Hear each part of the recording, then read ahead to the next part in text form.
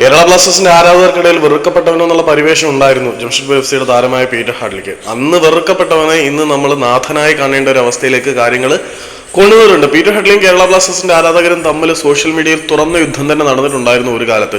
അതേ പീറ്റർ ഹെഡ്ലിയെ നിലവിൽ ബ്ലാസ്റ്റേഴ്സിന്റെ പരിതാപകരമായിട്ടുള്ള അവസ്ഥയിൽ നിന്നും രക്ഷകനായി ബ്ലാസ്റ്റേഴ്സിന്റെ അധികൃതർ കൊണ്ടുവരുന്നു എന്നാണ് പുറത്തേക്ക് വരുന്ന റിപ്പോർട്ട്.